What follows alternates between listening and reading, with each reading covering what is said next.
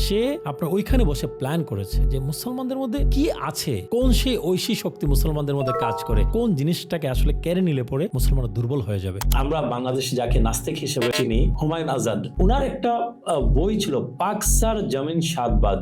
সেইখানে আমি সর্বপ্রথম আল আজহার ইউনিভার্সিটির নাম আমি পড়েছি। ওনার সেই বইতে আমি নেগেটিভ রিভিউ পেয়েছি। যেহেতু একটা নাস্তিক মানুষ এই ইউনিভার্সিটির সমালোচনা করছে, তার মানে ওইখানে ভালো কিছু আছে। ইউরোপের শিক্ষা ব্যবস্থা এবং আজহার এবং বাংলাদেশ, এই তিনটার তৃতীয় মাত্রার মধ্যে আপনি কোন মাত্রাটাকে সবচেয়ে এগিয়ে রাখবেন? আমাদের শিক্ষা ব্যবস্থায় এই জিনিসগুলো আসলে শেখানো হয় না। ভিন্ন মতকে সহ্য করা, কেউ যেন একটা অপিনিয়নের সাথে আপনি একমত নাও হতে পারেন। ইত্তেহাদ মাল ইখতিলাফ, ডিফারেন্স অফ অপিনিয়ন থাকবে। বেশিরভাগ ইনফ্লুয়েন্সারের কাজই হচ্ছে আপনাকে বস্তুবাদী হিসেবে গড়ে তোলা। পৃথিবীর প্রায় বেশিরভাগ দেশে ইসলাম ছড়িয়েছে কিন্তু সুফিগণের মাধ্যমে। আমাদের এতটা অধপতন কেন হলো? আজকে ইউরোপ আমেরিকা কেন আমাদের মাথার উপরে চাইলেই ছড়ি ঘোরাতে পারে? আমাদের মাইন্ড কন্ট্রোল করছে তারা, ডিপ স্টেট কাজ করছে। ইউরোপ আমেরিকার বোমা যখন আমাদের মাথার উপরে পড়ে, শিয়া, সুন্নি, ওয়াহাবি, সালাফি, আহলে হাদিস দেখে কিন্তু আমাদের মাথার উপরে বোমা পড়ে না। কোন সমসাময়িক জ্ঞানগুলো একজন আলিম হিসাবে জানা দরকার, যেগুলো তাকে ইউনিভার্সাল করে ফেলতে পারে? মাদ্রাসায় পড়ার পরও কিন্তু তারা ইমান হারা হচ্ছে, নাস্তিকদের সাথে মিশে যাচ্ছে, বা ওয়েস্টার্ন ফিলোসফি দ্বারা তারা ভয়ানকভাবে প্রভাবিত হচ্ছে। তো মানুষ জীবন বাঁচানোর জন্য চুরি করছে। এখন আমি তার যদি হাত কাটা শুরু করি, অর্ধেক মানুষের দেখা যাবে হাত নাই। বাংলাদেশের মূল এডুকেশন কারিকুলাম তৈরির ক্ষেত্রে আপনি প্রধান, আপনি কোন কারিকুলামগুলো আসলে সাজাবেন যদি আমাদেরকে একটু বলতেন? ফাইন্যান্স নিয়ে লেখা উচিত, আমাদের ব্যাংকিং সেক্টর নিয়ে লেখা উচিত, আমাদের বিজ্ঞান মনস্ক লেখা দরকার, আমাদের নাস্তিকতার বিরুদ্ধে আমাদের লেখা দরকার, সংশয়বাদের বিরুদ্ধে আমাদের লেখা দরকার, নিউ ওয়ার্ল্ড অর্ডার এটা নিয়ে আমাদের লেখা দরকার, জায়নিজম নিয়ে মানুষকে সতর্ক করা দরকার, ইসরায়েল এবং ইউরোপ আমেরিকার যে ষড়যন্ত্রগুলো আছে সেগুলো নিয়ে আমাদের মানুষকে সতর্ক করা দরকার, আমাদের রাজনীতি মনস্ক করা দরকার মানুষকে। বুদ্ধিভিত্তিক পূর্ণ জাগরণের কথা বলি, এটা কি এই মুহূর্তে প্রয়োজন অনুভব করছেন কিনা? কোনো কিছুই ধর্মের বাইরে না কিন্তু, ঠিক আছে? আমাদের মনে করার কোনো কারণ নাই 21st সেঞ্চুরিতে আমরা আসছি সবাই ধর্ম ছেড়ে দিয়েছে, না, এগুলো ধর্মযুদ্ধ। আসসালামু আলাইকুম রহমতুল্লাহি ওবারাকাতু। ওয়ান উম্মাহ পডকাস্টের আরো একটি এপিসোডে আপনাদের সবাইকে সাদর সম্ভাষণ এবং মোবারকবাদ। আজকের বিষয়টি খুব তাত্ত্বিক এবং গুরুত্বপূর্ণ। বাংলাদেশে ইসলামী শিক্ষা এবং বাঙালি মুসলমানদের বুদ্ধিবৃত্তিক অবস্থান কিরকম, এই পুরো বিষয়টি এবং আমাদের এশিয়া উপমহাদেশের কিছু প্রেক্ষাপট দিয়ে আমাদের আলোচক অত্যন্ত সুন্দরভাবে উপস্থাপন করেছেন। আমরা চেষ্টা করেছি সেই আলোচনায় উঠে নিয়ে আসতে আমাদের প্রাচীন ইসলামী শক্তি এবং বর্তমান সময়ের অবস্থা, এছাড়া বাংলাদেশে মাদ্রাসা শিক্ষা কারিকুলাম, বাঙালি মুসলমানদের মনস্তাত্ত্বিক পরিবর্তন কিভাবে হচ্ছে এবং অন্যান্য দেশের শান্তি শৃঙ্খলা এবং শক্তিগুলো আমাদেরকে কিভাবে প্রভাবিত করছে, আমাদের দুর্বলতা, আমাদের সবলতা, সবকিছু নিয়েই এই এপিসোডে আলোচনা করা হয়েছে। এই এপিসোডে আলোচনা করেছেন সাইয়েদ গুলাম কিবরিয়া আল আজহারি হাফিজাহুল্লাহ। তিনি অত্যন্ত চমৎকার কিছু আলোচনার প্রয়াস করেছেন, যেগুলো আমি আশা করি আপনারা শুনলে আপনাদের জ্ঞান এবং তাত্ত্বিক বিকাশের জায়গাটুকু অনেক বেশি বিকশিত হবে।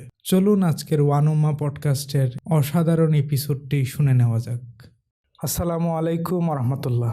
ওয়ালাইকুম আসসালাম রহমতুল্লাহি ওয়া বারাকাতুহু। ওয়েলকাম করছি আপনাকে ওয়ান উম্মাহ পডকাস্টের দ্বিতীয় এপিসোডে। আপনাকে স্বাগতম জানাই। আপনাকে অনেক ধন্যবাদ। কেমন আছেন আপনি? আলহামদুলিল্লাহ, আল্লাহ সুবহানাহু ওয়া তাআলা ভালো রেখেছেন। আপনি কেমন আছেন? আলহামদুলিল্লাহ ভালো আছে। আপনাকে পেয়ে খুবই ভালো লাগছে। আশা করি আমরা একটা জ্ঞান গর্ব আলোচনা উপহার পাবো আপনার কাছ থেকে। আমাদের অনেক দিনের স্বপ্ন ছিল যে আমাদের অডিয়েন্স এবং যারা একটা বিশাল অংশ যারা আসলে জ্ঞান শিখতে চায়, ভিডিও নিয়মিত দেখে, আজকালকার সোশ্যাল মিডিয়া এবং সিভিলাইজেশনের যুগে মানুষ খুব কম ভালো কন্টেন্ট পায়, এই কারণে আমাদের শুরুটা করা এবং আপনাকে পেয়ে আরও ভালো লাগছে। আমরা প্রথমেই, আপনার তো অনেক গুণ আসলে, মাশাআল্লাহ, আপনি আজহারে পড়েছেন, ইংল্যান্ডে পড়েছেন, বাংলাদেশে এমন কোনো পড়াশোনা নাই যেটা আপনি করেননি। তো তারপরে আমি পরিচয় দেওয়ার চাইতে আপনি যদি নিজের পরিচয়টা দেন তাহলে আমাদের সবচেয়ে ভালো হয়। আমার নাম সৈয়দ গুলাম কিবরিয়া আজহারি। আমি বাংলাদেশ থেকে আলিয়া মাদ্রাসা থেকে ফাজিল পাশ করেছি, ঢাকা আলিয়ায় পড়ালেখা করেছি, মোহাম্মদপুর কাদরিয়া তৈয়বা কামিল মাদ্রাসায় পড়ালেখা করেছি। তারপর 2004 সালে আমি মিশরের ঐতিহ্যবাহী আল আজহার ইউনিভার্সিটিতে ফ্যাকাল্টি অফ থিওলজি থেকে হাদিস শরীফের উপরে আমি অনার্স কমপ্লিট করি 2008 সালে। তারপর 2009 সালে আমি চলে গেলাম ইংল্যান্ডে, ইউনিভার্সিটি অফ গ্লুস্টারশায়ার থেকে ইসলামিক ব্যাংকিং, ফাইন্যান্স অ্যান্ড ম্যানেজমেন্টের উপরে মাস্টার্স উইথ থিসিস কমপ্লিট করে দেশে আসি 2011 সালে। তারপর কিছু প্রাইভেট ফার্মে 6 বছর সময় দিয়েছি। আমাদের ফ্যামিলি বিজনেস অ্যাকচুয়ালি, ওইখানে 6 বছর সময় দিলাম। 2017 সালে ঢাকার দক্ষিণ মনস্রীতে আমার প্রথম school Al Azhar international school and college প্রতিষ্ঠা করি, একটা ইংলিশ ভার্সন এবং Bangla medium national curriculum school. 2017 সালে সেই স্কুলটা প্রতিষ্ঠা করি। অতঃপর 2022 সালে ঢাকার উত্তরাতে আল আজহার ইন্টারন্যাশনাল গ্রামার স্কুল নামে একটা সম্পূর্ণ English medium Cambridge curriculum based Islamic school প্রতিষ্ঠা করি আপনাদের দোয়ায়। অতঃপর 2024 সালে ঢাকার দক্ষিণ বনশ্রীতে রাইটিয়াস ইন্টারন্যাশনাল স্কুল ঢাকা নামে আরো একটা ইংলিশ মিডিয়াম স্কুল প্রতিষ্ঠা করি। এছাড়াও আমি ঢাকার শান্তিপুর জামে মসজিদের খতিব হিসেবে আছি। মাদানী হসপিটালের সাথেও আমি যুক্ত আছি একজন শেয়ার হোল্ডার হিসেবে। এই কাজগুলো করছি। আজহার একাডেমি বাংলাদেশ নামে আমাদের একটা অনলাইন প্ল্যাটফর্ম আছে, যেখানে আমরা অনলাইনে বয়স্কদের জন্য, বড়দের জন্য বিভিন্ন 3 মাসব্যাপী কোর্সের ব্যবস্থা করি এবং আমাদের ইচ্ছা আছে এটা ভবিষ্যতে একটা অনলাইন ইউনিভার্সিটিতে রূপান্তরিত করার। মার্শাল্লাহ, একটা বিশাল জার্নি, গ্রেট জার্নি। আসলে আমরা অভিভূত এবং সত্যি অবাক করার মতো বিষয়। কোথায় মাদ্রাসা থেকে ইংল্যান্ড পাড়ি দিয়ে বাংলাদেশে লিডারশিপ করছেন। আপনার এই আধ্যাত্মিক শক্তির পেছনের গল্পটা আমাদেরকে যদি জানাতেন, এটা কি খুব বেশি সহজ ছিল জার্নিটা? আসলে এটা খুব মানে আমার আল আজহার ইউনিভার্সিটিতে আমি কেন পড়লাম, এটা খুব ইন্টারেস্টিং একটা ঘটনা। আমরা বাংলাদেশে যাকে নাস্তিক হিসেবে চিনি, হুমায়ুন আজাদ, আমরা ওনাকে ধর্ম বিরোধী মানুষ হিসেবে আমরা জানি। নাস্তিকতা উনি প্রকাশ্যে ওনার অনেক বইতে উনি বলেছেন, আমার অবিশ্বাস আর অনেক বইতে বলেছেন। ওনার একটা বই ছিল পাকসার জমিন সাদবাদ, একটা বই ছিল যেটা আমি মনে হয় ক্লাস যখন স্কুলে পড়ি, হবিগঞ্জ জেলা স্কুলে আমি পড়ালেখা করতাম। Habiganj high school, Habiganj government high school, যেটা হবিগঞ্জের জেলা স্কুল, খুবই ভালো স্কুল। ওই স্কুলে আমি পড়ালেখা করতাম সময় ক্লাস 8 বা 9-এ থাকতে আমি সেই বইটা পড়েছি। সেইখানে আমি সর্বপ্রথম আল আজহার ইউনিভার্সিটির নাম আমি পড়েছি। তখন থেকেই ওনার সেই বইতে আমি নেগেটিভ রিভিউ পেয়েছি, কিন্তু আমার মাথায় ছিল যে যেহেতু একজন নাস্তিক মানুষ এই ইউনিভার্সিটির সমালোচনা করছে, তার মানে ওইখানে ভালো কিছু আছে। ওইখান থেকে আমার মাথায় ঢুকেছে যে আমি আল আজহার ইউনিভার্সিটিতে আমাকে যেভাবে পড়ালেখা করতে হবে। তারপর আমি ওই শুধুমাত্র আল আজহার ইউনিভার্সিটিতে পড়ার জন্য আমি স্কুল থেকে ক্লাস 9-এর পর আমি মাদ্রাসায় চলে আসি। তারপর আলহামদুলিল্লাহ আল্লাহ সুবহানাহু ওয়া তাআলা আমাকে 2004 সালে মিশর আল আজহার বিশ্ববিদ্যালয়ে যাওয়ার সেই তৌফিক দেন। তো এটা খুব অদ্ভুত বিষয় যে একজন নাস্তিক মানুষ বা একজন মানুষের একটা বই থেকে আমি আল আজহার ইউনিভার্সিটিতে যাওয়ার ইন্সপিরেশন পেয়েছি। মাশাআল্লাহ, মাশাআল্লাহ, আল্লাহ পাকের অনেক মেহেরবানি। আজহার বিশ্ববিদ্যালয়ে বাংলাদেশে কিন্তু আপনারা অনেক আগে থেকেই যান। আমার ধারণা মতে 20, 25, 30 বছর আগে থেকে মানুষ আজহারে যাওয়ার চেষ্টা, কিন্তু ইতিমধ্যে এটা একটা ভাইরালিজমে পরিণত হয়েছে, সেটা ভিন্ন আলাপ। কিন্তু আসলেই তো আজহারে অনেক একটা 1000 বছরের একটা দীর্ঘ ইতিহাস আছে, 85 বছরের একটা দীর্ঘ ইতিহাস আছে।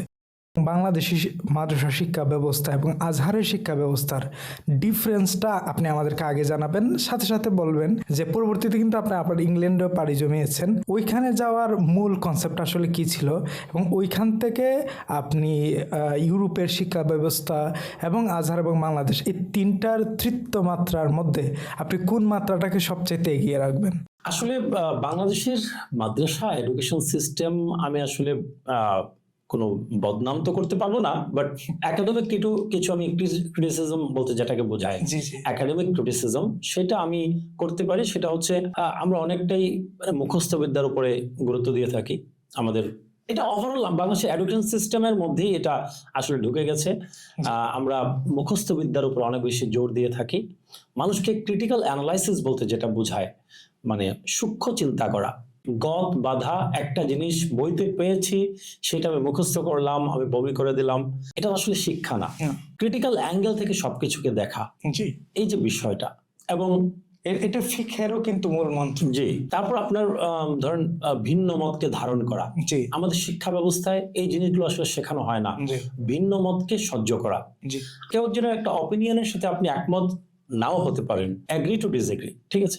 এই যে কনসেপ্টগুলো, এই কনসেপ্টগুলো আল আজহার ইউনিভার্সিটি আমাদেরকে যেভাবে শিখিয়েছে, সেটা আমরা আসলে বাংলাদেশে এডুকেশন সিস্টেম এটা মিসিং অনেকটা। জি জি ফিকহি ইখতিলাফকে সুন্দরভাবে গ্রহণ করা, যেমন ধরেন কথার কথা আমাদের শাফি মাযহাবে, হাম্বলি মাযহাবে বলা হচ্ছে যে ইমামের পিছনে যদি কেউ সূরা ফাতিহা না পড়ে তার নামাজ হবে না। আমরা হানাফি মাযহাব আমরা যারা ফলো করি, আমরা বলছি ইমামের পিছনে সূরা ফাতিহা পড়ার প্রয়োজন নাই। এই যে মানে একটা ভিন্ন মত, ঠিক আছে, ভিন্ন মতকে টলারেট করা, সহ্য করা, এটাকে একজন নামাজ পড়ছে এইভাবে, আরেকজন নামাজ পড়ছে ওইভাবে, প্রত্যেকে আহলুস সুন্নাহ ওয়াল জামাতের আকীদার মধ্যে আছে, ঠিক আছে, সঠিক আকীদার মধ্যে আছে। এই বিষয়টাকে মেনে নেয়া, মন থেকে মেনে নেয়া।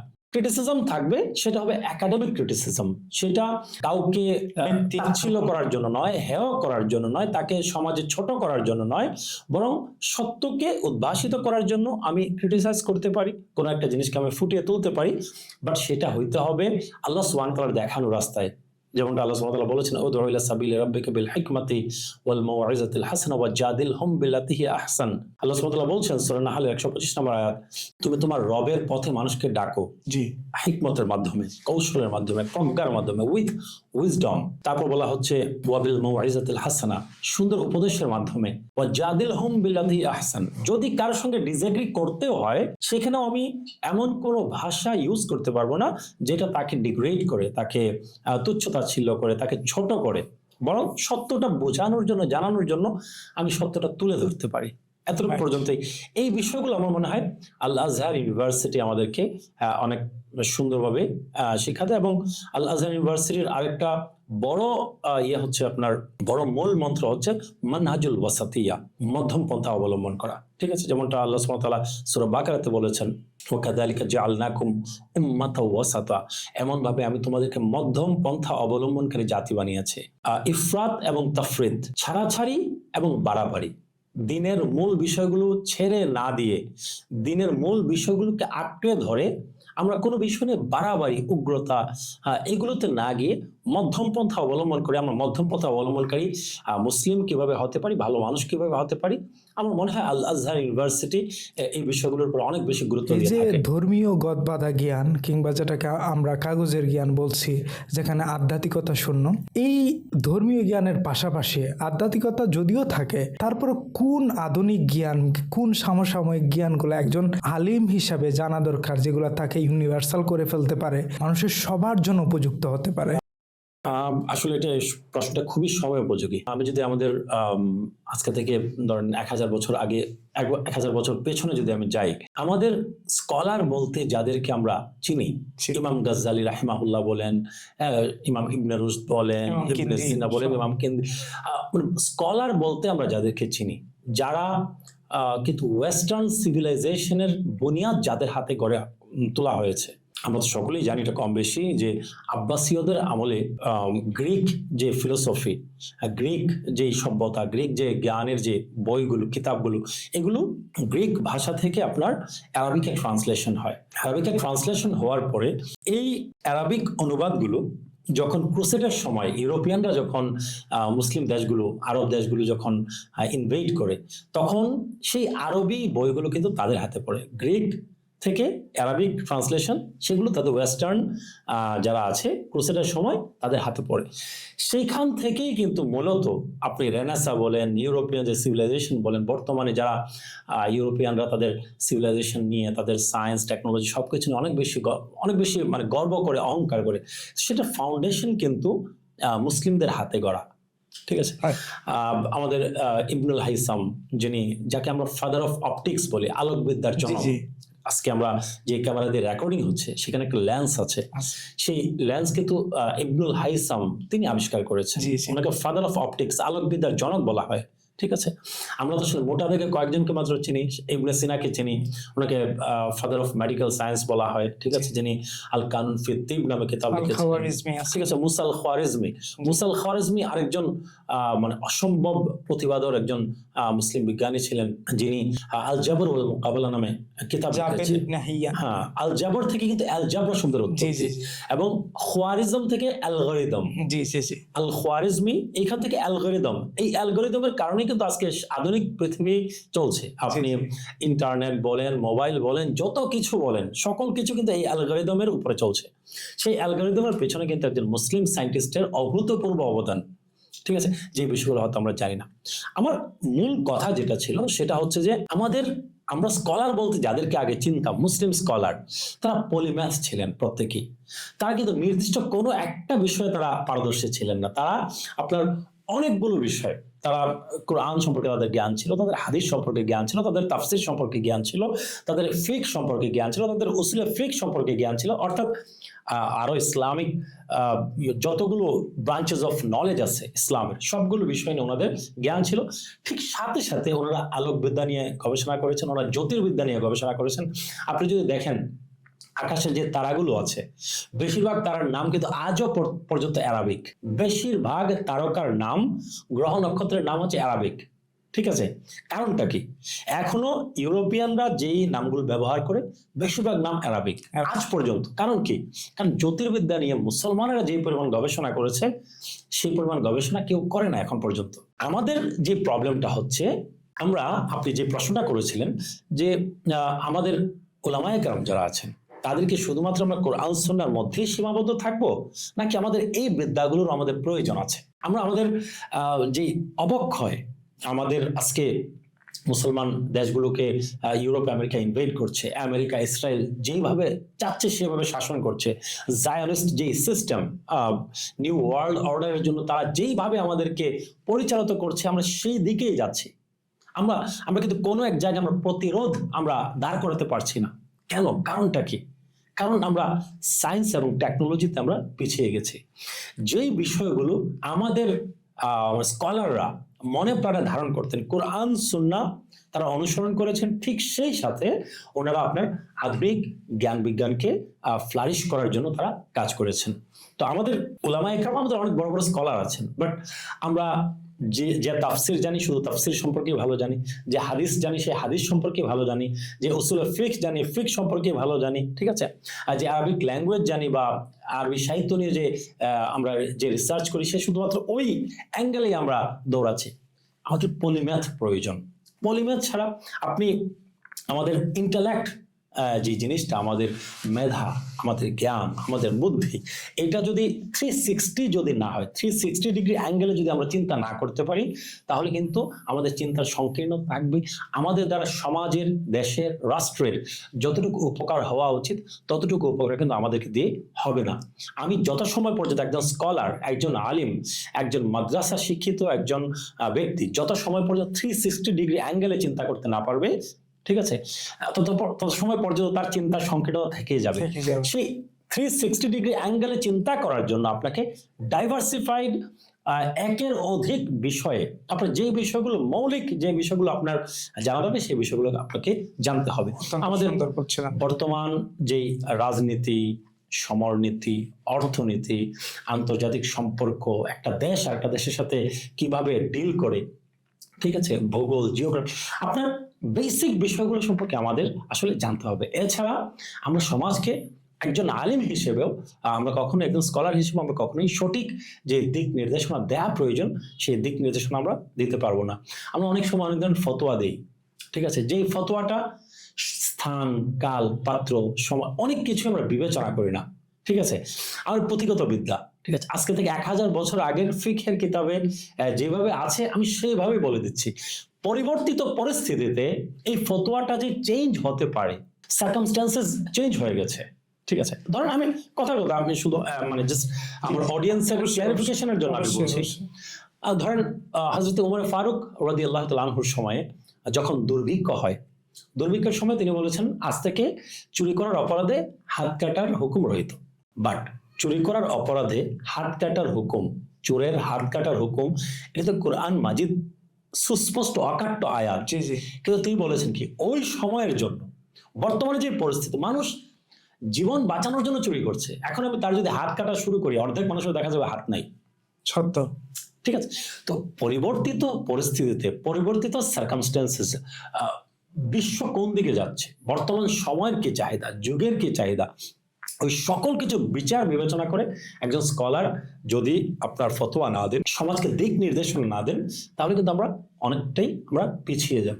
সেই জন্যই আমাদের শুধুমাত্র নির্দিষ্ট কিছু বিষয় নিয়ে আমাদেরকে পড়ে থাকলে হবে না, আমাদের স্কলারদেরকে, আমাদের উলামায়ে কেরামদেরকে এবং আমাদের মাদ্রাসা পড়ুয়া যারা আছেন, আমাদেরকে অবশ্যই ডিফারেন্ট অ্যাঙ্গেল থেকে ভিন্ন ভিন্ন যে সাবজেক্টগুলো আছে, জেনারেল সাবজেক্ট আমরা যেগুলোকে বলি, সেই বিষয়গুলো আমাদেরকে জানতে হবে, বুঝতে হবে। এবং মোস্ট ইম্পর্টেন্টলি আমাদের সবচেয়ে বড় যে সমস্যা, টেক্সট বুকের মধ্যে আমরা যেন শুধুমাত্র সীমাবদ্ধ না থাকি। এক্সিলেন্ট বলছিলেন আপনি।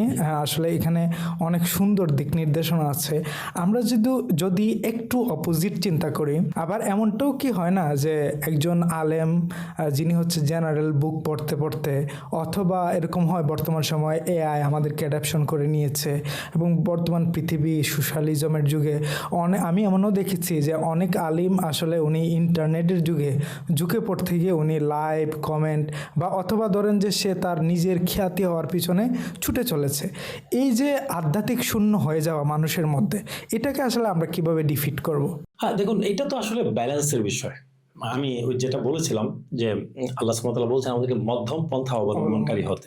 ঠিক আছে, আমি এখন সোশ্যাল মিডিয়াতে আমি যদি এমন ভাবে নিজেকে গা ভাসিয়ে দিই, একজন মাদ্রাসা পড়ুয়া হওয়ার পর, একজন আলিম হওয়ার পরও আমি যদি আমার নিজেকে এমন ভাবে গা ভাসিয়ে দিই যে আমার কোরআন সুন্নাহর যে বেসিক বিষয়গুলো, সেই বিষয়গুলো সম্পর্কে যদি আমি উদাসীন হয়ে যাই, তাহলে তো আসলে আমার জন্য এটা অনেক বড় ক্ষতির কারণ হয়ে দাঁড়াবে।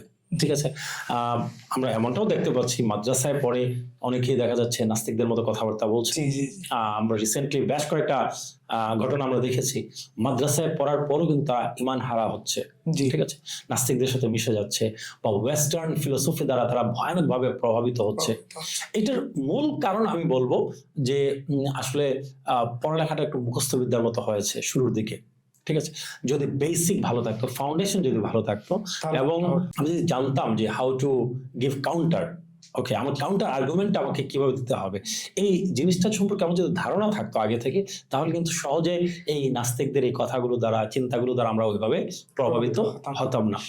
আপনি তো আসলে আজহার থেকে এসে, ইংল্যান্ড থেকে এসে চাইলে বড় যে কোনো কোম্পানিতে অথবা মাদ্রাসায় জয়েন করতে পারতেন, এবং সেটা না করে উদ্যোক্তা হওয়ার চেষ্টা করেছেন। এবং আমি আমার ব্যক্তিগতভাবে আপনাকে যতটুকু চিনি, আপনি আসলে অসাধারণ লিডারশিপ করেন। আপনি এখন পর্যন্ত আমার জানা মতে 3টা স্কুল করেছেন এবং এর বাইরে তো অনেকগুলোর পরিচয় আপনি দিয়েছেন। আপনি কেন আসলে বাংলাদেশে এসেই শিক্ষা প্রতিষ্ঠানের দিকে মনোযোগী হয়েছেন, এবং শিক্ষা প্রতিষ্ঠানের ছাত্ররা যারা থাকে তাদের আসলে আপনি কিভাবে গাইড করেন? হ্যাঁ, আসলে দেখুন, শিক্ষার এই লাইনে আমি কেন আসলাম, আমার ক্যারিয়ারকে আমি এই দিকে কেন আমি ডেভেলপ করার আমি চেষ্টা করেছি, আমার কাছে একটা জিনিস মনে হয়েছে, আসলে আজকে থেকে 20-25 বছর আগেরও যে এডুকেশন সিস্টেম, সেই এডুকেশন সিস্টেমও it was much better than the present system. ঠিক আছে, এখন আমরা মানে গোল্ডেন এ প্লাস জিপিএ 5 এগুলোর জন্য আমাদের, আমি শুধুমাত্র বাচ্চাদের কথা বলবো না, আমাদের সন্তানদের কথা বলবো না, আমাদের মা বাবারাও, তারাও যেইভাবে জিপিএ 5 এবং আপনার গোল্ডেন এ প্লাসের পিছনে যেইভাবে ছুটে চলছেন, এবং সেই সাথে শিক্ষক যারা, ঠিক আছে, আমি ধরেন আজকে থেকে 25 বছর আগে আমরা যারা হবিগঞ্জ গভর্নমেন্ট হাই স্কুলে আমি পড়েছি, জি, আমাদের টিচারদের যেই মানে একটা গাইডলাইন ছিল, ওই গাইডলাইনটা সম্পূর্ণ এখন মিসিং। ঠিক আছে, আসলে মানে শুধুমাত্র আমি ভালো রেজাল্ট করব, ভালো একটা ইউনিভার্সিটিতে চান্স পাবো, ভালো একটা সাবজেক্টে চান্স পাবো, তারপর আমি একটা ভালো বেতনের একটা জব করব। ঠিক আছে, মানে কেমন যেন একটা গদ বাঁধা একটা চিন্তা আমাদের এডুকেশন সিস্টেম আমাদের মাথায় এখন ঢুকিয়ে দিচ্ছে। এইখানে একটা আমি 2টা অ্যাঙ্গেল থেকে কথা বলবো এখানে। একটা হচ্ছে আপনার এখানে লিডারশিপের জন্য আমাদের সন্তানদেরকে প্রস্তুত করা হচ্ছে না বর্তমান এডুকেশন সিস্টেমে। আমার একটা লেখা আছে ফেসবুকে, হয়তো অনেকেই পড়েছেন যারা আমার ফেসবুক আইডিতে বা পেজে যারা যুক্ত আছেন। বর্তমান এডুকেশন সিস্টেমকে আমি কেরানি গড়ার শিক্ষা ব্যবস্থা আমি বলি। এখানে একজনকে ম্যানেজার হওয়া বা লিডার হওয়ার জন্য যে রসদ দেয়া প্রয়োজন আমাদের বর্তমান এডুকেশন সিস্টেমে, সেটা মিসিং। আমরা ক্লারিক্যাল কাজকর্ম, ঠিক আছে, এগুলো করার জন্য আমরা আমাদের সন্তানদেরকে প্রস্তুত করছি। ঠিক আছে, তো এই বিষয়গুলো যখন আমি দেখলাম, তারপরে দেখলাম যে নৈতিক এবং ধর্মীয় শিক্ষার অনুপস্থিতি আমাদের জেনারেল এডুকেশনে। ঠিক আছে, আমাদের ধরেন আজকে থেকে 20 বছর 25 বছর আগেও আমাদের ধর্মশিক্ষা বইটা যদি কেউ পড়তো, জেনারেল লাইনের যে ক্লাস 1 থেকে আপনার ম্যাট্রিক পর্যন্ত, ইন্টারমিডিয়েট পর্যন্ত যে বইগুলো ছিল, এই বইগুলো যদি কেউ ভালোভাবে পড়তো, মোটামুটি নীতি নৈতিকতার কিছু কথাবার্তা, ধর্মীয় কিছু শিক্ষা সেখানে ছিল।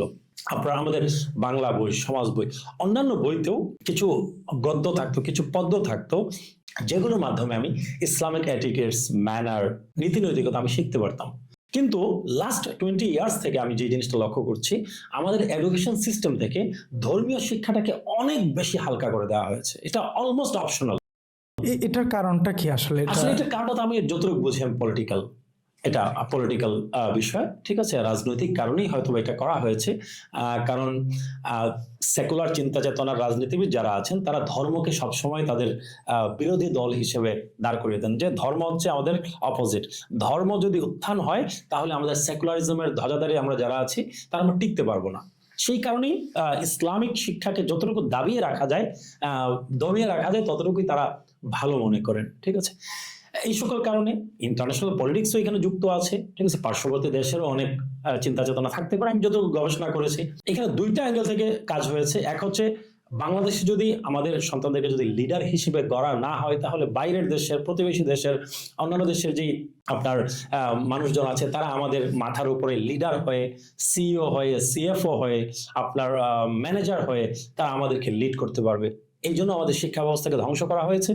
মানে ধর্মীয় শিক্ষা যদি মানুষ সুন্দরভাবে পায়, তাহলে তাদের যে সেকুলারিজমের যে চিন্তা চেতনা আছে, সেই চিন্তা চেতনা থেকে বেশিরভাগ মানুষ বের হয়ে আসার চিন্তা করবে।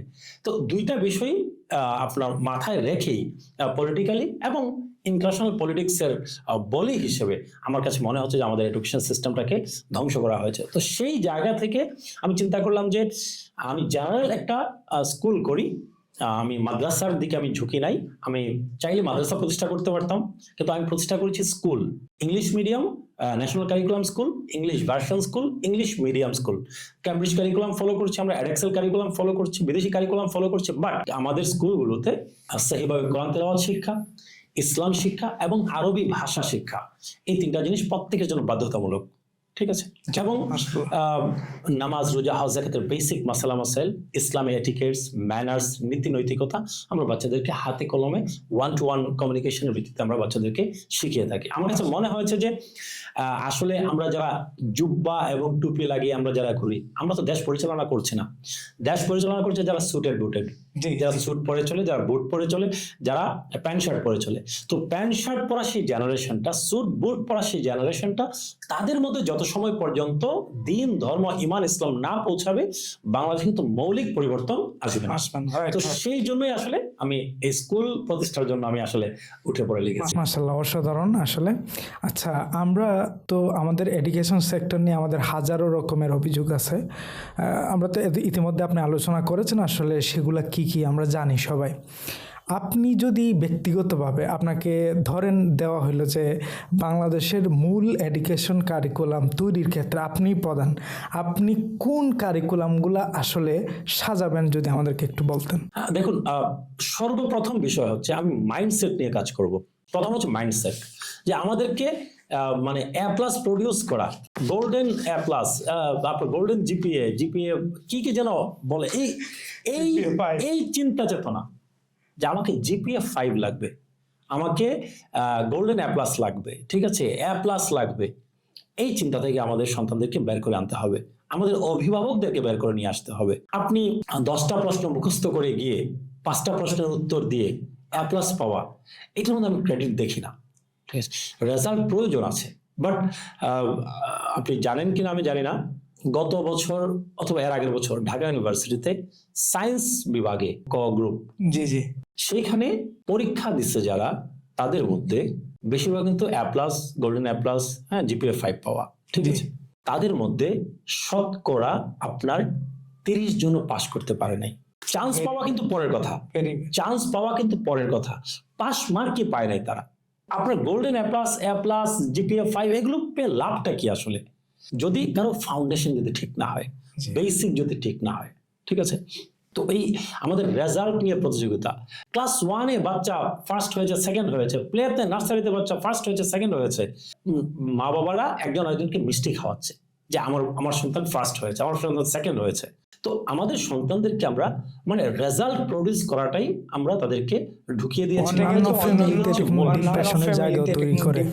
এবং অফকোর্স আপনারা দেখুন, মানে আমরা যদি স্বাভাবিক দৃষ্টিকোণ থেকে আমরা যদি দেখি, বাংলাদেশ পরিচালনা যারা করছে তারা কিন্তু ফার্স্ট বেঞ্চের স্টুডেন্ট না। তারা আমাদের মা বাবাদের এই জিনিসগুলো বোঝা উচিত, আমাদের টিচারদের এই জিনিসগুলো বোঝানো উচিত, ঠিক আছে? এবং আমাদের সন্তান যারা এই পডকাস্ট শুনছে, যারা ছাত্রছাত্রী যারা, তাদেরও জিনিসগুলো বোঝা উচিত। বাংলাদেশ ফার্স্ট বেঞ্চের স্টুডেন্ট যারা, তারা বাংলাদেশ পরিচালনা করছে না। হতে পারে ব্যাক বেঞ্চার, হতে পারে মাঝখানে বসে, হতে পারে আপনার একেবারে আউট। ঠিক আছে? তো এইগুলোর সাথে আসলে মানে জীবনে সফল হওয়া না, আমরা কিন্তু পশ্চিমা বিশ্বের উদাহরণও দেই যে অমুক Bill Gates, Elon Musk college drop out, কিন্তু এটা নিজেদের ক্ষেত্রে একেবারেই পুরোপুরি। আমরা গদবাদা এই সিস্টেম থেকে আমাদেরকে বের হয়ে আসতে হবে। আমাদের বাচ্চাদেরকে আরেকটা যে বিষয় নিয়ে আমি কাজ করতে চাই অবশ্যই, সেটা হচ্ছে আমাদের এডুকেশন সিস্টেমের মধ্যে নীতি নৈতিকতা, ঠিক আছে, এই বিষয়গুলো, মোরাল এডুকেশন যেটা, ঠিক আছে, এথিক্স, মোরাল এডুকেশনের যে জায়গাটা, নৈতিক, আগে কিন্তু স্কুলে ইসলাম শিক্ষা পড়ানো হতো, এখন কিন্তু নৈতিক শিক্ষা পড়ানো হয়। তো এটা কোনো নৈতিক শিক্ষার যে ব্যাপার টেক্সট বুকে যেটা থাকে, এটা কি আসলে আমাদের বাচ্চাদেরকে রিপ্রোডিউস করতে পারে কিনা, যে নৈতিক শিক্ষা এটা আসলে কিভাবে হওয়া উচিত? আরে না, দেখুন, ইসলামিক স্টাডিজ হিসেবে থাকা উচিত। আমি একজন ইসলাম ধর্মের অনুসারী একজন অবশ্যই ইসলামিক স্টাডিজ পড়বে, ঠিক আছে? যে অন্য ধর্ম অবলম্বন করে সে তার ধর্মীয় শিক্ষা গ্রহণ করবে, ঠিক আছে? আমরা কারো ধর্মীয় শিক্ষাতে আমরা অবশ্যই বাধা দিতে পারবো না, যে যার ধর্ম অনুযায়ী শিক্ষা গ্রহণ করবে, ঠিক আছে? বাট ইসলাম শিক্ষাকে যদি আমি শুধুমাত্র নৈতিক শিক্ষার ব্যানারে এসে, এটা কিন্তু আরেকটা বড় ষড়যন্ত্র, বড় কনস্পাইরেসি। ইসলাম শিক্ষাকে আমি ইসলাম শিক্ষা নামটা অমিট করে নৈতিক শিক্ষার ব্যানারে এসে আপনি ইসলাম শিক্ষাটাকে আমি আপনার কিন্তু হালকা করে দিচ্ছি, এটা কিন্তু আনঅ্যাকসেপ্টেবল। ইসলামিক স্টাডিজ নামে থাকতে হবে, সেখানে কুরআন সুন্নাহর যে বেসিক যে বিষয়াবলীগুলো আছে সেগুলো তাদেরকে শিক্ষা গ্রহণ করতে হবে, ঠিক আছে? আপনার নৈতিক যে বিষয়গুলো আছে, মিথ্যা না বলা, ঠিক আছে, প্রতারণা না করা, আমানতের খেয়ানত না করা, ঠিক আছে, বেসিক যে বিষয়, ইউনিভার্সাল যে নৈতিক বিষয়গুলো আছে, যেগুলো সব সমাজে, সব সভ্যতায় সবসময় যেগুলো প্রযোজ্য এবং সবসময় যেগুলো গর্হিত কাজ ছিল, সেই বিষয়গুলোকে আপনার প্রাধান্য দেয়া, যে এই বিষয়গুলোর ধারে কাছেও আমরা যেতে পারবো না, ঠিক আছে? তারপর আপনার সত্য বলা, ঠিক আছে, আমানত রক্ষা করা, মানুষের উপকার করা, মানুষের সমাজের কাজে আসা, এনভায়রনমেন্টের কাজে আসা, সোসাইটিতে কন্ট্রিবিউশন করা, ঠিক আছে, প্রাণীদের প্রতি সিম্প্যাথি দেখানো, এই বিষয়গুলো কিন্তু আমাদের মধ্যে মিসিং, ঠিক আছে? এই জিনিসগুলো কিন্তু আমাদেরকে শেখানো হয় না। একটা অবলা প্রাণী, ঠিক আছে, তার প্রতি আমি একটু সহানুভূতি দেখাবো, ঠিক আছে?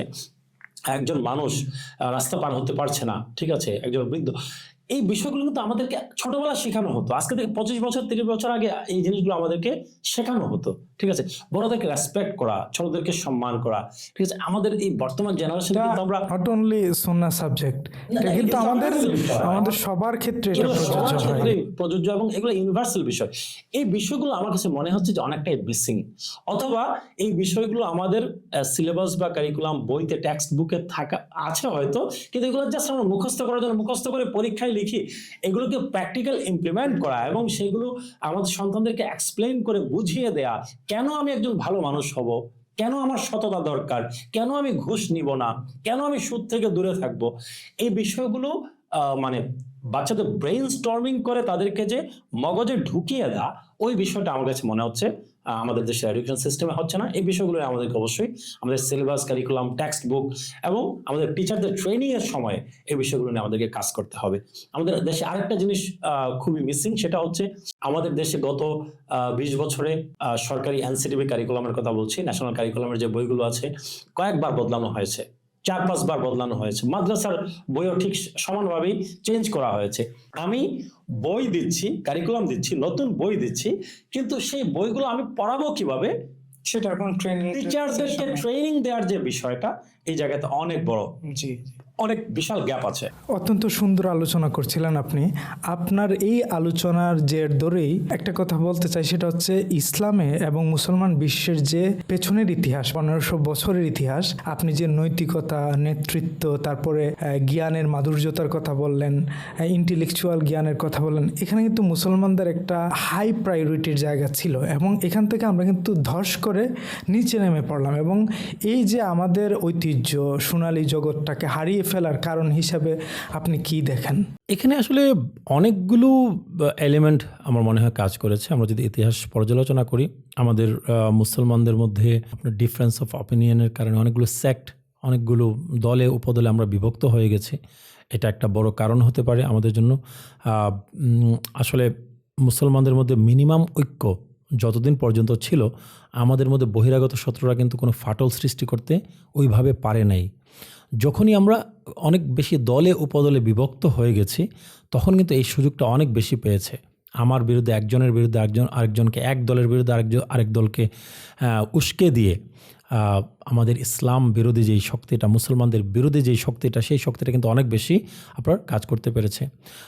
আরেকটা বড় জিনিস হচ্ছে কলোনিয়াল পিরিয়ডে ইউরোপিয়ান শক্তিগুলো যখন আমাদের মুসলিম দেশগুলোকে আপনার ইনভেড করা শুরু করে, সেই সময়টাতে, ঔপনিবেশিক সময়টাতে অনেক আমাদের অধঃপতন হয়েছে। আমাদেরকে শিক্ষা দীক্ষা অনেক দিকে আমাদেরকে পিছিয়ে দেয়া হয়েছে। এটাও রূঢ় সত্য।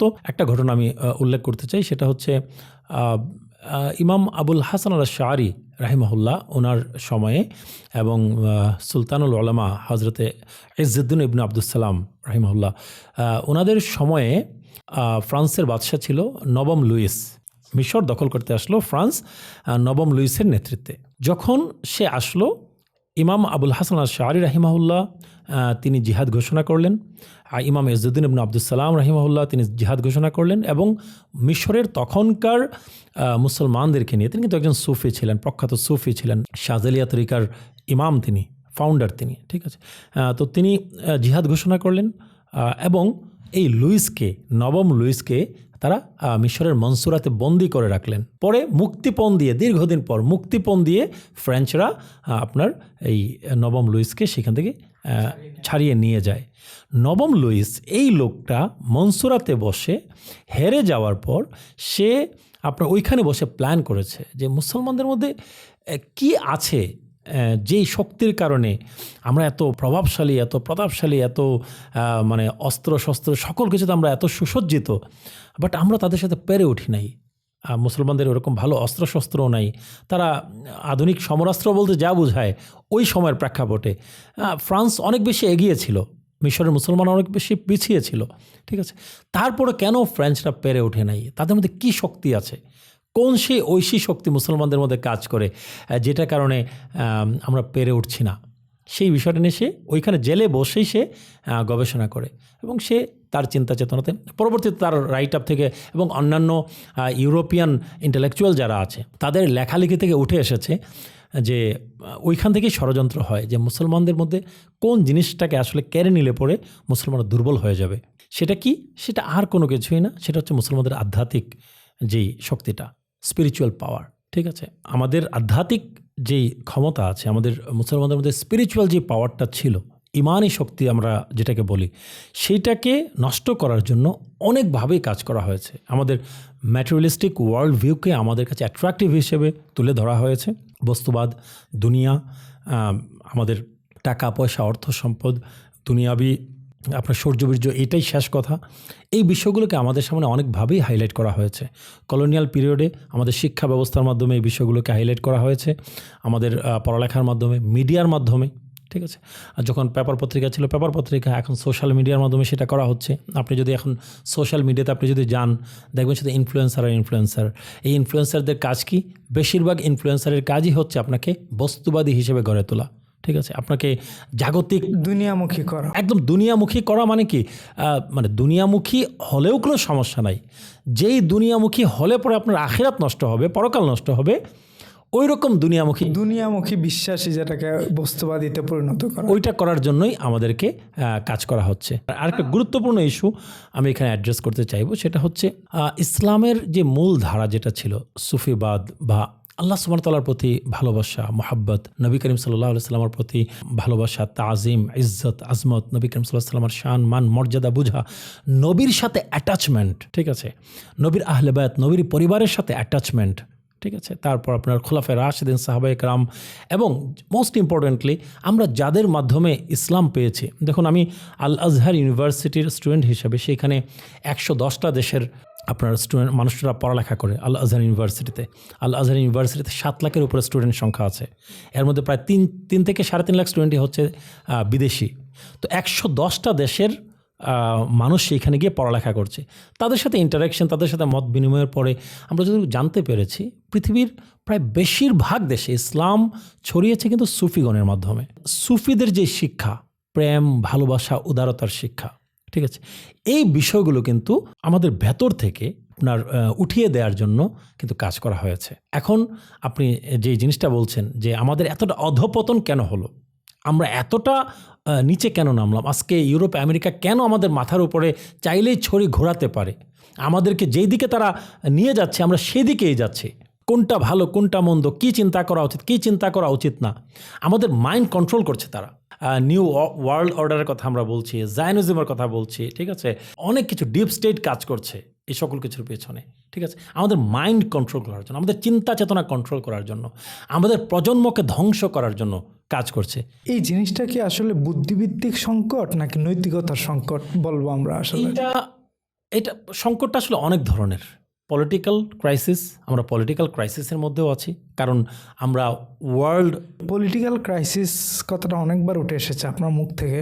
এই পলিটিক্যাল ক্রাইসিসের ক্ষেত্রে আমাদের যে পদক্ষেপটা আসলেই নেওয়ার কথা, যেখানে আমরা সেকুলারিজমকে মনে করছি হালাল, গণতন্ত্রকেও হালাল মনে করছি, অনেক সময় আমরা রাজতন্ত্রকেও আমাদের দেশের অনেক শায়েখরা প্রায়োরিটি দেন, এবং শুধু এটা না, শুধু একটা দেশ শিয়া হবার কারণে, তার মূল মন্ত্র হওয়ার অর্থাৎ তার একটা নিজস্ব আদর্শ থাকার কারণেও মুসলমান হওয়া সত্ত্বেও তাদেরকে আমরা সাপোর্ট করছি না। এবং এই জায়গাটা আসলে এটাকে আসলেই পলিটিক্যাল নাকি উদ্দেশ্য প্রণোদিত কোনো আমাদের, এটা একটু পলিটিক্যাল না, এটা আমাদেরকে শেখানো হচ্ছে।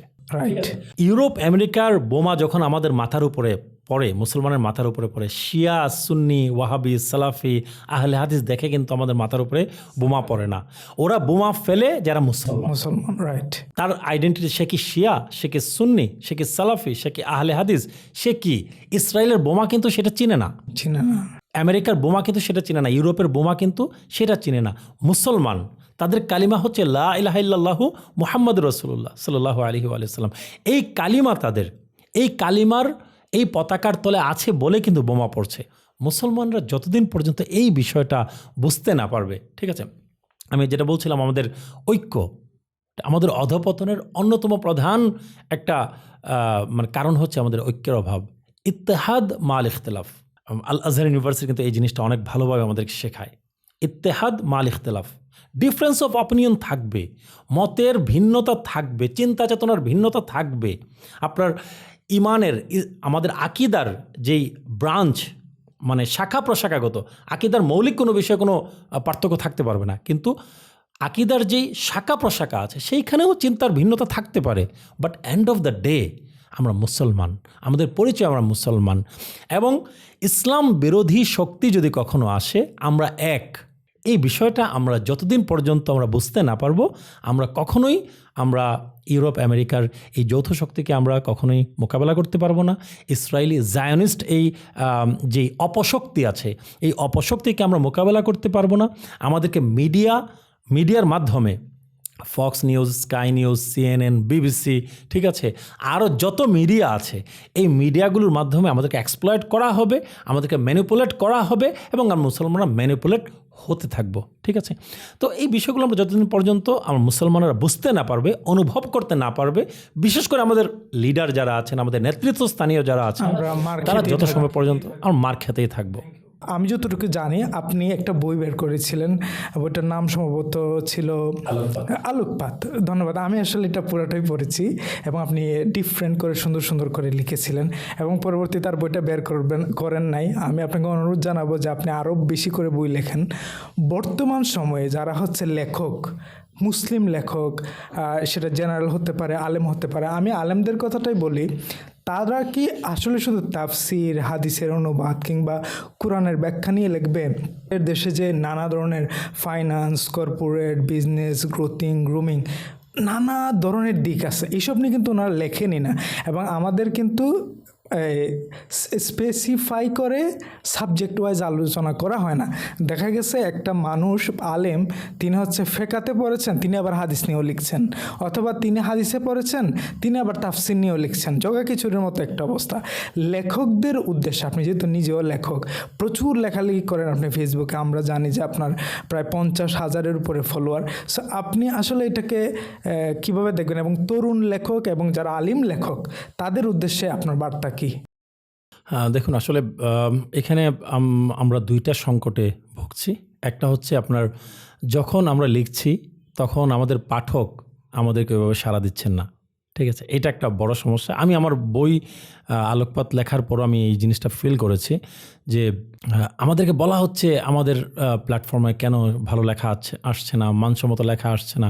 কিন্তু যখন লেখা হচ্ছে তখন সেই বইগুলো সেল করতে গিয়ে একটা বিশাল হিমশিম খেতে হচ্ছে।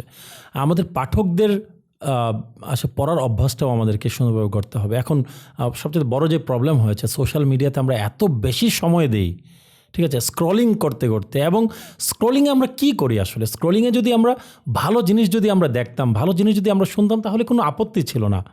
স্ক্রলিংয়ে তো আমরা আজে বাজে উল্টাপাল্টা জিনিসপত্রেই আমরা বেশি সময় দিচ্ছি। ঠিক আছে, একে ওকে গালাগালিতে, এর বিরুদ্ধে নেগেটিভ রিভিউ, ওর বিরুদ্ধে নেগেটিভ কমেন্ট, গালাগালি, বকাবকি। আমার খুব অদ্ভুত লাগে যে আমরা যারা নিজেরা দিন ধর্ম মানি বলে বিশ্বাস করি, আমাদের মুখ থেকেও দেখা যায় যে ফেসবুক কমেন্টের মধ্যে গালাগালি, বকাবকি। ইসলামী পলিটিক্স করে দাবি করে, ইসলামী রাজনীতি করে দাবি করে, তাদের মুখ থেকেও দেখি আজে বাজে গালাগালি, বকাবকি এবং মানুষের চরিত্র হনন। ঠিক আছে, এই চরিত্র হননকারী কমেন্ট, এইগুলো নিয়ে আমরা সারাদিন ব্যস্ত থাকি সোশ্যাল মিডিয়াতে। তো এইগুলো বাদ দিয়ে আমাদেরকে অবশ্যই পড়ালেখার দিকে আমাদেরকে মনোযোগী হতে হবে। আমাদের পাঠক তারা যদি না পড়ে, যারা লেখক তারা কিন্তু বই লিখতে উৎসাহী হবে না। এটা খুব বাস্তব রূঢ় সত্য। ঠিক আছে, কারণ একজন লেখক তিনি একটা বই ছাপাচ্ছেন 1.5 লাখ, 2 লাখ, 3 লাখ টাকা খরচ করে। ঠিক আছে, অন্তত সেই টাকাটা যদি উঠে না আসে, তিনি দ্বিতীয় আরেকটা বই লেখার জন্য কিন্তু ওইভাবে উৎসাহী হবেন না। এটাই স্বাভাবিক। ঠিক আছে, তো এটা হচ্ছে একটা বিষয়। আরেকটা বিষয় হচ্ছে যে আমরা বই লিখছি গতানুগতিক বিষয়ে আমরা বই লিখছি। ঠিক আছে, ধরেন কথার কথা একটা বিষয়ে, ধরেন নির্দিষ্ট একটা টপিক আমি বলি, মিলাদ কিয়ামের দলিল।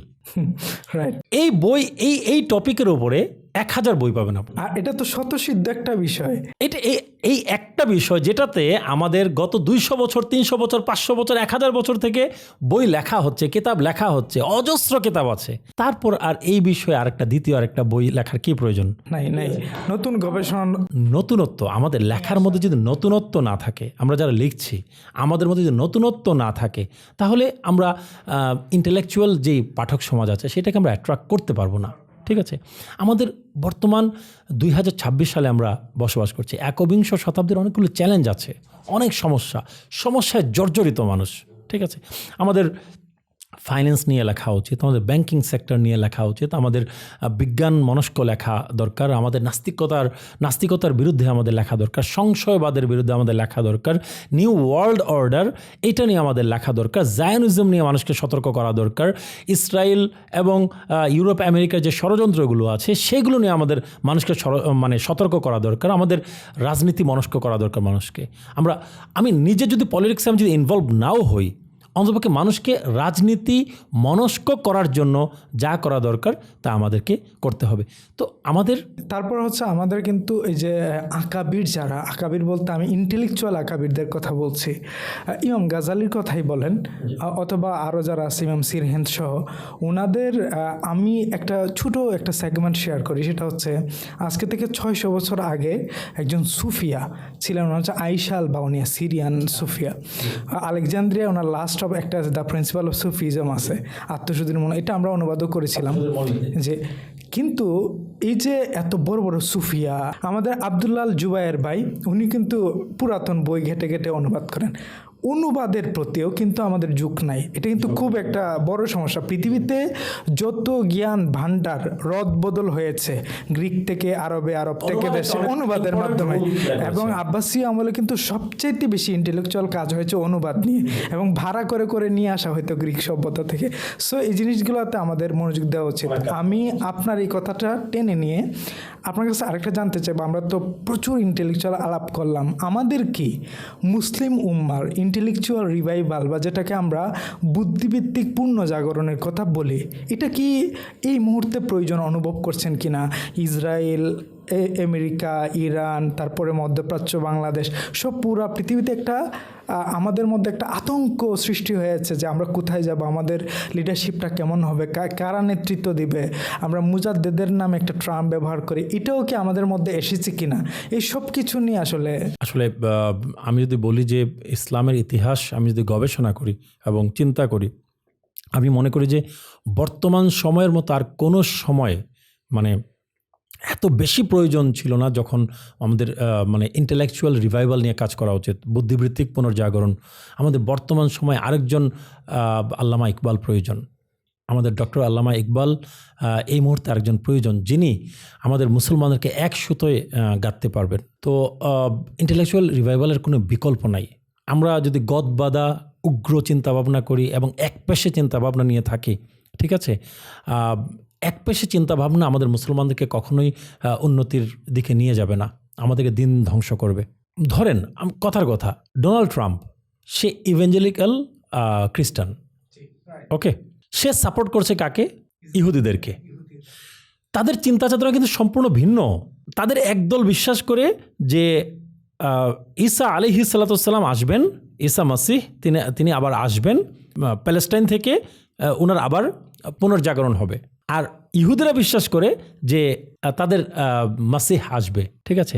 আমরা বলি যে সে হচ্ছে দাজ্জাল, ঠিক আছে। দেখেন কে কার স্বার্থে কি কাজ করছে, জায়নিস্টরা কোন উদ্দেশ্য নিয়ে কাজ করছে, ইভেঞ্জেলিক্যাল এই যে খ্রিস্টানরা আছে তারা কোন উদ্দেশ্য নিয়ে কাজ করছে, ইউরোপ কোন উদ্দেশ্য নিয়ে কাজ, প্রত্যেকের কিন্তু নিজস্ব এজেন্ডা আছে, যে যার যার আদর্শ আছে, যে যার যার ধর্মীয় বিশ্বাস। আপনার কিন্তু এটা মনে করার কোনো কারণ নাই যে এগুলো সেকুলার যুদ্ধ চলছে। নো, এটা সেকুলার না, ধর্মীয় যুদ্ধ। এবং এইটা ইউরোপ আমেরিকার বড় বড় লিডাররা অনেক সময় অনেকভাবে বলেছে। ইরাকের বিরুদ্ধে যুদ্ধকে জর্জ ডব্লিউ বুশ কিন্তু ক্রুসেড বলেছে। এই যে ইরানের বিরুদ্ধে যে আমেরিকার সোলজারদেরকে যে উস্কে দেওয়া হয়েছে, সেখানে কিন্তু বলা হয়েছে যে এগুলো বাইবেলিক্যাল প্রফেসি অনুযায়ী, বাইবেলের উদ্ধৃতি অনুযায়ী, বাইবেলের শিক্ষা অনুযায়ী তোমাদেরকে কাজ করতে হবে, মুসলমানদেরকে ধ্বংস করতে হবে, ইরানকে ধ্বংস করতে হবে। কিসের জন্য? মাসিহ ঈসা আলাইহিস সালাম আসবেন, ওনার আসার পথ সুগম করার জন্য। এই ধরনের ব্রেইন ওয়াশ করে তাদেরকে কাজ করানো হচ্ছে। কোনো কিছুই ধর্মের বাইরে না কিন্তু, ঠিক আছে। আমাদের মনে করার কোনো কারণ নাই 21st সেঞ্চুরিতে আমরা আসছি সবাই ধর্ম ছেড়ে দিয়েছে, না, এগুলো ধর্মযুদ্ধ। তারা প্রত্যেকে যদি প্রত্যেকের এজেন্ডা নিয়ে কাজ করতে পারে, আমরা মুসলমান আমাদের মুসলমানদের এজেন্ডা ভুলে গেছি। কমন এজেন্ডাগুলো নিয়ে অন্তত একসাথে আমরা আমাদের এই common terms, common agenda, common স্বার্থ, এইটা নিয়ে আমরা একতাবদ্ধ হওয়া, এক হয়ে কাজ করা, সেই বিষয়গুলোর দিকে আমাদের কোনো মনোযোগ নেই। সবচেয়ে ইম্পর্টেন্ট যে জিনিসটা আজকে দেখেন, ইরান শিয়া রাষ্ট্র, তাদের সাথে আমাদের আকিদাগত বিশ্বাসগত অনেক ভিন্নতা আছে, কোনো সন্দেহ নাই। আমাদের আকিদা কখনোই তাদের মতো হবে না, তাদের আকিদাকে আমরা কখনোই সাপোর্ট করব না। বাট আজকে দেখেন, ইরান যত যাই হোক, তারা কিন্তু কাঁধে কাঁধ মিলিয়ে এই জায়নিস্ট, ইসরায়েলি এবং আমেরিকান শক্তিকে তারা জবাব অন্ততপক্ষে দিতে পারছে। কিসের বলে? ইরান কিন্তু একটা গবেষণার দেশ, একটা ইরান ইটসেলফ, ইরান দেশটাকে নিয়ে আমাদের গবেষণা করা উচিত। কিসের বলে তারা অন্তত পারছে টেক্কা দিতে? গালফের দেশগুলো, সৌদি আরব, দুবাই, কাতার, ইউএই বা কুয়েত, যে দেশগুলো আছে, তারা চেয়ে আছে আমেরিকা আমাদেরকে রক্ষা করবে। মুসলিম দেশ তারা বলতেছে এর চাইতে জঘন্য চাওয়া পৃথিবীতে আর কি হইতে পারে? তারা তেলের উপরে ভাসছে, শিক্ষা দীক্ষায় নাই, টেকনোলজিতে নাই, জ্ঞান বিজ্ঞানের উৎকর্ষ সাধনে তাদের কোনো কাজ নাই, ইন্টেলেকচুয়াল বুদ্ধিবৃত্তিক কোনো কাজ নাই, তেলের উপরে ভাসছি আমরা ভোগ বিলাস করছি। উল্টো তাদের সংস্কৃতি ছেড়ে ওয়েস্টার্ন সংস্কৃতি অ্যাডাপশনের মধ্যে এরা পড়ে আছে। আমরা চিন্তা করছি যে আমেরিকা আমাদেরকে রক্ষা করবে, কিন্তু আমেরিকান যে বেসগুলো আছে গালফের দেশগুলোতে, এই বেসগুলো, এটা কিন্তু এই আমেরিকা এবং ইরানের এই যুদ্ধে এটা সুস্পষ্ট প্রমাণ হয়ে গেছে যে আরব দেশে যেই আমেরিকান বেসগুলো আছে, এই বেসগুলো আরব দেশকে রক্ষা করার জন্য নয়, এই দেশগুলো ইসরায়েলের স্বার্থ রক্ষা করার জন্য, ইসরায়েলকে সেফগার্ড দেওয়ার জন্য, ইসরায়েলকে শেল্টার দেওয়ার জন্য। এখনও যদি আমাদের মুসলিম লিডাররা এই জিনিসটা উপলব্ধি না করতে পারেন, আর কখন করবেন আমি জানি না। তো আমাদের এই সময়ে ইরান কেন পেরেছে? ইরান জ্ঞান বিজ্ঞানে, টেকনোলজিতে অনেক বেশি উন্নত। ইরান মোটামুটি খাদ্যে মোটামুটি স্বয়ংসম্পূর্ণ, ঠিক আছে, এটা একটা বড় কারণ। ইরান জ্বালানিতে স্বয়ংসম্পূর্ণ, ঠিক আছে। এরকম বৃহৎ কিছু খাত আছে যেই বিষয়গুলোতে ইরান স্বয়ংসম্পূর্ণ। এই জন্য ইরানকে এত অর্থনৈতিক অবরোধ, আজকে 25-30 বছর যাবত তাদের উপরে অর্থনৈতিক অবরোধ চলছে। আরো 25-30 বছর বললে ভুল হবে। আমাদের সেই 65-র আন্দোলন আমরা দেখছি, 70 আন্দোলন, 74-এ সেই মুভমেন্টগুলো দেখছি। এর আগে থেকেই তো আসলে তাদের উপর অবরোধ চলছে। তো এত দীর্ঘদিনের অবরোধের পরেও কিন্তু ইরানকে ওইভাবে দমিয়ে রাখা যায় নাই, কারণ ইরানের বরঞ্চ আমরা দেখলাম যে গতকালকে আমাদের বাংলাদেশের পাম্পগুলোতে মোটরসাইকেলগুলো রাস্তায় দাঁড়ানো। কোথায় ইরান আর কোথায় আমরা? দেখেন, খামেনি ইসরায়েল এবং আমেরিকান যৌথ শক্তি যাকে শহীদ করলো, হত্যা করলো, ঠিক আছে, আপনি দেখেন ওনার বায়োগ্রাফিটা একটু আমরা পড়ি। উনি হাইলি ইন্টেলেকচুয়াল একজন মানুষ ছিলেন। উনি শুধুমাত্র যে কোরআন হাদিস বা তাফসির নিয়ে ওনার জ্ঞান সীমাবদ্ধ ছিল তাই না।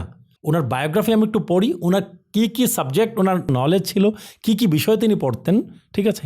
এই বিষয়গুলো আমরা যদি জানি যে উনি ইউরোপিয়ান, আমেরিকান, আপনার আমাদের ঐতিহ্যগত যেই আপনার কবিতা, শের, শায়েরি, দর্শন, ফিলোসফি, এগুলো ওনার নখদর্পণে ছিল। ইরান এই দেশটার মানুষজনকে যে একটা সিস্টেমের মধ্যে নিয়ে আসা গেছে, এটা অনেক বছরের সাধনার ফল, ঠিক আছে। তো এটা আমাদের গবেষণার বিষয়। আমাদের এই সাধনার জায়গা থেকে আপনার জায়গা থেকে আপনি মুসলিম উম্মাহ অথবা বাংলাদেশের প্রেক্ষাপটে হোক, আগামী 30 বছরে মুসলিম সমাজের, অথবা 2 যুগ হতে পারে, 24 বছর হতে পারে, আপনি মুসলিম উম্মার আসলে কি ভবিষ্যৎ দেখতে পান, অথবা এটার ক্ষেত্রে আপনার ভাবনাটা আসলে কি? আমাদের মুসলমানদেরকে অবশ্যই আধ্যাত্মিকতার যে বিষয়টা, স্পিরিচুয়ালিজম, সেটাকে আমাদের আঁকড়ে ধরতে হবে। মুসলমান কখনোই শুধুমাত্র আচারনিষ্ঠ হতে পারে না। আমরা শুধুমাত্র নামাজ পড়ব, রোজা রাখবো, হজ করব, যাকাত দিব, তাসবিহ তাহলিলে আমরা মত্ত থাকবো, শুধুমাত্র আচারনিষ্ঠ আমরা যেন না হই। আমাদের এই ফরজ, হুকুম, আহকাম, সুন্নাহ, এই সকল কিছুর সাথে আমাদের মধ্যে স্পিরিচুয়ালিজম যে বিষয়টা, আধ্যাত্মিকতার যে বিষয়টা, সেই বিষয়টা আমাদের মধ্যে থাকতে হবে। আল্লাহ সুবহানাহু ওয়া তাআলার মহব্বত, আল্লাহ সুবহানাহু ওয়া তাআলার ভালোবাসা, নবী করিম সাল্লাল্লাহু আলাইহি সাল্লামের মহব্বত, ভালোবাসা, নবী করিম সাল্লাল্লাহু আলাইহি সাল্লামের প্রতি আদব, তাজিম, রেসপেক্ট, নবী করিম সাল্লাল্লাহু আলাইহি সাল্লামের আহলে বাইত, নবীর পরিবার, সাহাবায়ে কেরাম, খুলাফায়ে রাশিদিন, আজওয়াজে মুতাহারা, এবং মোস্ট ইম্পর্টেন্টলি যাদের মাধ্যমে আমরা ইসলাম পেয়েছি, সুফিগণ, তাদের সাথে আমাদের অ্যাটাচমেন্ট থাকতে হবে। এই অ্যাটাচমেন্ট খুব জরুরি, ঠিক আছে। যেটার এখন আমি এই ম্যাটেরিয়ালিস্টিক ওয়ার্ল্ড ভিউতে যেই বিষয়টার আমি খুব বেশি অভাব আমি দেখতে পাচ্ছি, তাদের প্রতি আমাদের অ্যাটাচমেন্ট নাই। তাদের যে মিশন, তাদের যে ভিশন, তাদের যে চিন্তা চেতনা, ওই চিন্তা চেতনা থেকেই আমরা ডাইভার্টেড। ওই জায়গাটাতে আমাদেরকে হিট করতে হবে, ওই জায়গাটাতে আমাদেরকে যুক্ত হতে হবে। আমাদের ইয়াং জেনারেশন, আমাদের মুসলমানদের ইয়াং জেনারেশন, নতুন প্রজন্ম যেটা আছে, সেই নতুন প্রজন্ম শুধুমাত্র আমরা যেন বাহ্যিক ইসলাম নিয়ে যেন আমরা পড়ে না থাকি। আমাদেরকে ইসলামের গভীরতা, ইসলামের ডিপ, ইসলামের রুহ, ইসলামের মূল, ইসলামের মগজ যেটা আধ্যাত্মিকতা, সেই আধ্যাত্মিকতার সাথে আমাদেরকে অবশ্যই যুক্ত হতে হবে, এবং সায়েন্স অ্যান্ড টেকনোলজি আমাদেরকে এগিয়ে যেতে হবে। আরেকটা বড় সমস্যা হচ্ছে আমরা রিসার্চের সাথে আমরা যুক্ত না, ঠিক আছে। আমাদের ঢাকা ইউনিভার্সিটিকে একসময় প্রাচ্যের অক্সফোর্ড বলা হতো, ঠিক আছে। আমরা যদি এখন ঢাকা ইউনিভার্সিটির মান যদি দেখি ইন্টারন্যাশনাল স্ট্যান্ডার্ডে, আমরা কিন্তু রিসার্চে অনেক পিছিয়ে। আমাদের কোনো আবিষ্কার নাই, আমাদের কোনো ইনোভেশন নাই, আমাদের জ্ঞান বিজ্ঞানে আমাদের কোনো অবদান নাই, ঠিক আছে, আমরা গতানুগতিক যা পড়ছি, মুখস্থ করছি, খাতায় লিখছি, পাশ করছি, বের হয়ে যাচ্ছি। ঠিক আছে, আমাদের রিসার্চ পেপার নীলক্ষেতে লেখা হয়, নীলক্ষেতে অনেকে রিসার্চ পেপার লিখে দেয়, ঠিক, এমফিল পিএইচডির রিসার্চ পেপার সেখানে লেখা হয়। এর চাইতে দুঃখের বিষয় আমাদের আর হতে পারে না। ঠিক আছে, আমরা সায়েন্স অ্যান্ড টেকনোলজি, রিসার্চ, গবেষণা এই সকল কিছুতে আমরা যদি যুক্ত না হতে পারি তাহলে আমাদের সামনের সময়টা কিন্তু অনেক খারাপ হবে।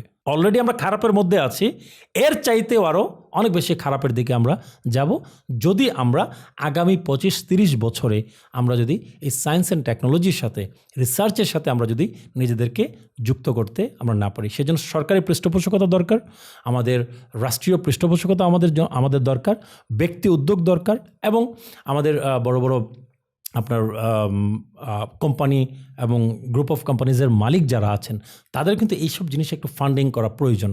ঠিক আছে, ওনারা যদি এইসবে যদি এগিয়ে না আসেন তাহলে কিন্তু আমাদের আগামী 30 বছর পর এখন যে খারাপ অবস্থায় আছি আমাদেরকে আরও খারাপ অবস্থার দিকে আমাদেরকে যেতে হবে। অসাধারণ মাশাআল্লাহ, আপনাকে আবারও মোবারকবাদ জানাই। একটা জ্ঞান গর্ব আলোচনা হয়েছে। আমি সত্যিকার অর্থে বলতে পারি যারা আজকের এই পডকাস্টটা শুনবে তাদের ব্রেইন অন্যভাবে, মাইন্ডসেট অন্যভাবে তৈরি হবে ইনশাআল্লাহ আজিজ।